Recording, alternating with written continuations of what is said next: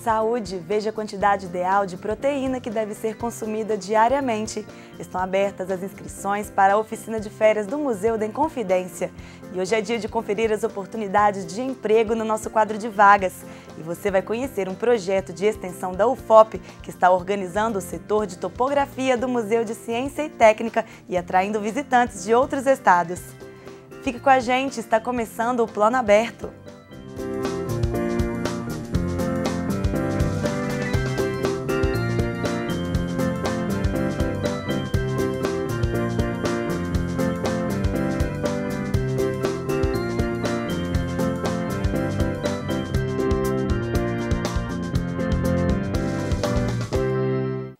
Olá!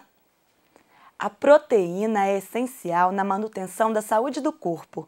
Ela é responsável pela coagulação do sangue, pelo fornecimento de energia para músculos e cérebro, por construir tecidos como os da pele e o dos ossos, entre diversas outras funções. O repórter Felipe Barbosa conversou com uma nutricionista da UFOP em março do ano passado, que falou sobre a quantidade ideal do consumo da proteína. Dores no corpo, queda de cabelo e manchas vermelhas na pele são alguns sintomas da falta de proteína. E para falar da importância desse nutriente, eu converso agora com a professora da Escola de Nutrição da UFOP, Anelise Andrade. Anelise, qual que é a importância de se consumir proteína diariamente? A proteína é um nutriente indispensável para a manutenção e construção de todos os tecidos corporais. Então a gente hoje é mais comum o problema do excesso de consumo de proteína no Brasil do que da sua falta. Então qual é a quantidade ideal para se consumir diariamente? Do total de calorias que são consumidos durante o dia, aproximadamente de 12 a 15% desse total deve ser utilizado com fontes proteicas, o restante carboidratos e lipídios. E quais são os alimentos ricos em proteínas? Então, hoje a gente tem uma visão um pouco diferenciada do que é um alimento rico em proteína, porque a gente tem hoje os vegetarianos, e é possível numa dieta vegetariana você ter uma qualidade biológica interessante de proteínas.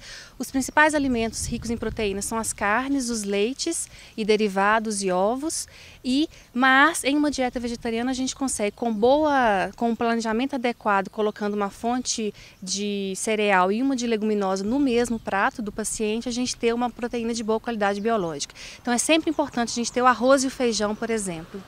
Em relação ao excesso de proteína, quais são os riscos? Isso é muito comum, principalmente em atletas que usam suplementos, e a gente tem hoje uma população muito grande de desportistas, dessas pessoas que fazem atividade física sem acompanhamento e que não são caracterizados como atletas mesmo, também fazendo uso de suplementos nas academias. O excesso de proteína, ele pode, no primeiro momento, essa proteína ser utilizada para fins energéticos, então ela substitui o carboidrato e o lipídio. Quando você tem um excesso de proteína na dieta, o seu rim vai ter que trabalhar mais para poder filtrar essa proteína, então eu posso ter a médio e longo prazo um problema renal. E também isso a longo prazo pode levar à hipertensão arterial. Então, além de outros fatores que a gente pode ter, por exemplo, como doenças hepáticas e outras coisas. Agora, em relação às pessoas vegetarianas, quais são as dicas de uma alimentação saudável sem perder a questão da proteína? Primeira coisa, é importante o acompanhamento de um nutricionista. Então, é um profissional habilitado para poder fazer o planejamento adequado, ele vai fazer o cálculo de todos os macro e micronutrientes da dieta desse paciente. O vegetariano, ele tem um problema em relação à vitamina B12, que só é encontrada em fontes animais, de origem animal, de alimentos de origem animal. Então, algumas dicas para quem estiver assistindo a gente sempre fazer uma refeição que tenha cereal e leguminosa, então pode ser o arroz e o feijão, ou o arroz, por exemplo, com um grão de bico, uma lentilha na mesma refeição, fazer uso mais de vegetais, principalmente de folhas verdes escuras, nas refeições grandes, que a gente chama que é o almoço e o jantar, e nunca utilizar nas grandes refeições, por exemplo, alimentos de fonte animal que seja de leite e derivados. Então esses alimentos eles diminuem a absorção do ferro, que já é um problema também na dieta do vegetariano. Então tem algumas dicas, mas é importante que tenha um nutricionista habilitado seguindo, junto com esse paciente. Ok, Anelise, muito obrigado pelas informações. Voltamos ao estúdio. Estão abertas as inscrições para a oficina de férias do Museu da Inconfidência. Essa edição do evento traz o tema Desbravadores do Espaço e vai ensinar de forma lúdica sobre os princípios de orientação e localização baseados em elementos científicos da astronomia e da geografia. As atividades vão ser divididas em 2 turmas. A primeira será de 15 a 19 de janeiro para crianças de 7 a 10 anos. Já a segunda será de 22 a 26 de janeiro para crianças de 11 a 14 anos. A atividade é gratuita e as vagas são limitadas.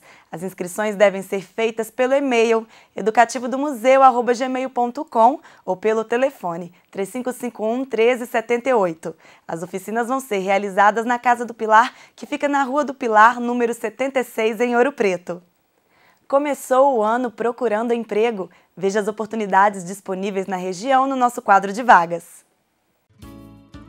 O Cine Ouro Preto oferece uma vaga para técnico em informática. Para concorrer, é necessário ter o ensino médio completo e 6 meses de experiência comprovada em carteira. A vaga é destinada apenas para moradores de Cachoeira do Campo.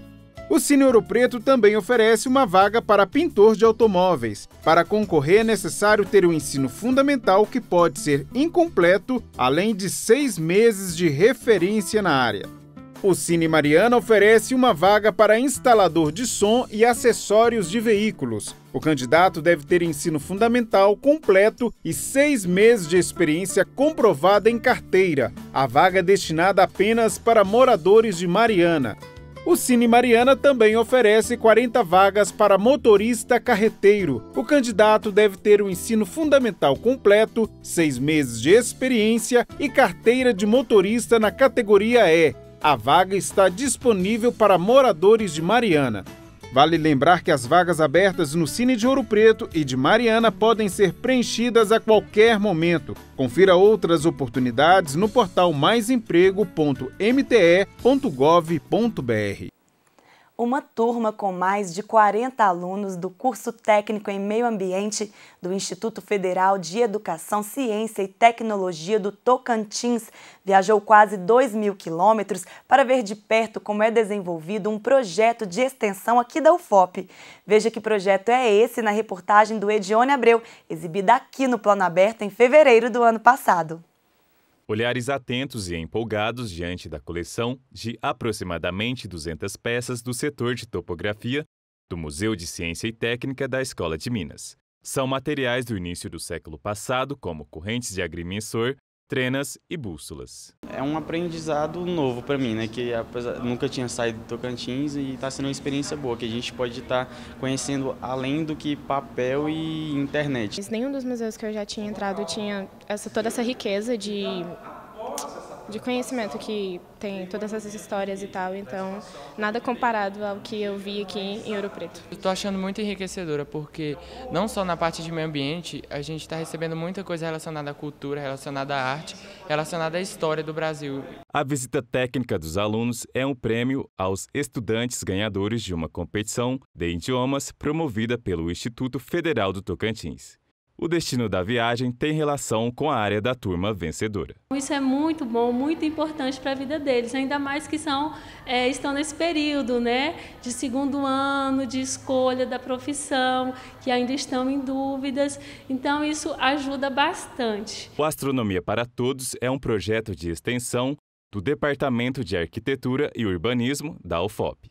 A atividade é realizada por 16 alunos bolsistas e voluntários de vários cursos da universidade, que são responsáveis por fazer a catalogação de tudo que está exposto no setor de topografia. Assim, o público que circula pelo local tem acesso a informações como o ano e origem das peças. A gente observa objetos que a gente utiliza eles na aula, por exemplo, de topografia.